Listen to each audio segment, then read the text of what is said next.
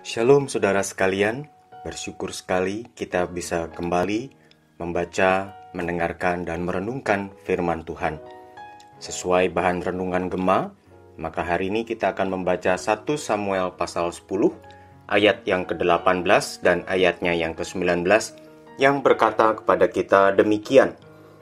Dan ia berkata kepada orang Israel itu, beginilah firman Tuhan, Allah Israel. Aku telah menuntun orang Israel keluar dari Mesir, dan telah melepaskan kamu dari tangan orang Mesir, dan dari tangan segala kerajaan yang menindas kamu. Tetapi sekarang kamu menolak Allahmu yang menyelamatkan kamu dari segala malapetaka dan kesusahanmu, dengan berkata, tidak, angkatlah seorang raja atas kami. Maka sebab itu, berdirilah kamu di hadapan Tuhan menurut sukumu dan menurut kaummu. Saudaraku, 1 Samuel pasal 10 menceritakan momen ketika Saul dipilih dan diangkat menjadi raja pertama atas Israel.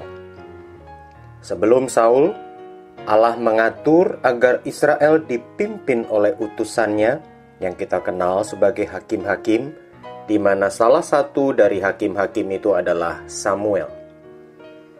Akan tetapi di 1 Samuel pasal 8 dicatat bahwa orang Israel berseru kepada Samuel agar kepada Israel diangkat seorang raja seperti bangsa-bangsa lain. Ketika orang Israel mengatakan mereka ingin memiliki raja seperti bangsa-bangsa lain, maka sebenarnya mereka harus mengerti bahwa raja dari bangsa-bangsa lain itu tidak mengenal Allah.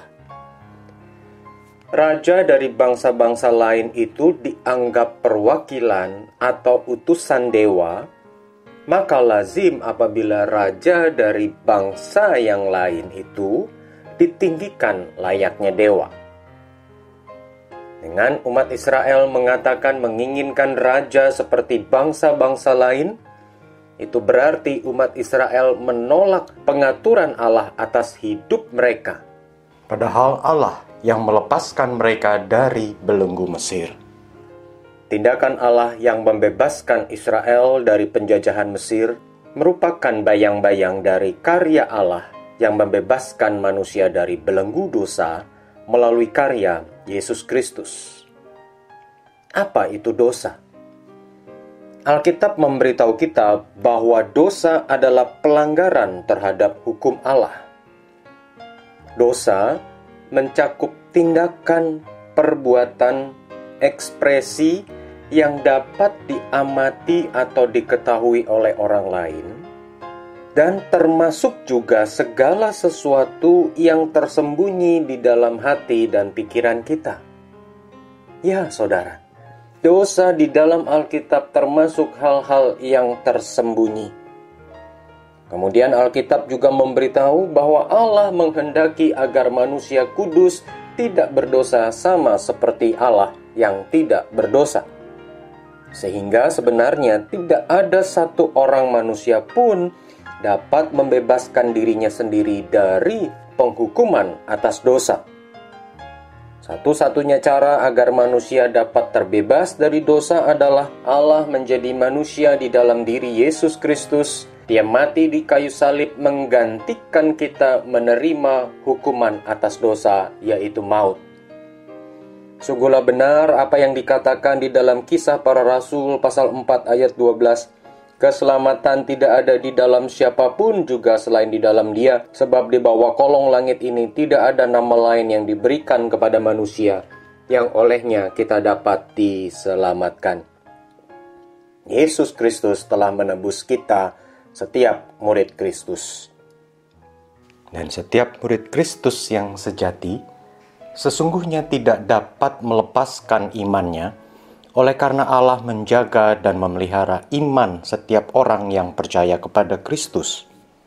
Namun, dalam keberadaannya sebagai manusia yang berdosa, setiap murid Kristus dapat mengabaikan Allah. Maksudnya, tidak mempedulikan Dia dan tidak mau mematuhi segala perintahnya. Dan hal ini mungkin terjadi oleh karena beberapa kemungkinan. 1. Seorang murid Kristus yang sejati dapat mengabaikan Allah dan rencananya di tengah-tengah penderitaan. Umat Israel dicatat pernah menggerutu dan mempertanyakan kebaikan Allah ketika tidak ada daging di padang gurun, dan saat sampai di suatu tempat di mana sumber airnya itu mengeluarkan air yang pahit. Di masa pandemi ini, saudara, jangan sampai kesulitan penderitaan membuat kita mengabaikan Allah dan segala rencana serta kehendaknya. Kedua, murid Kristus dapat mengabaikan Allah ketika hidupnya sedang sangat baik. Ketika keberhasilan, kesuksesan itu datang, seorang murid Kristus dapat lupa bahwa itu sebenarnya adalah pemberian dari Allah. Di Alkitab kita membaca tentang Raja Hizkia di 2 Raja-Raja pasal 20 yang melupakan bahwa semua keberhasilannya adalah dari Allah dan dia membanggakan diri di 2 Raja-Raja pasal 20 itu. Meskipun hari-hari ini kita mencapai kesuksesan, keberhasilan, jangan sampai membuat kita lupa akan Allah dan rencananya.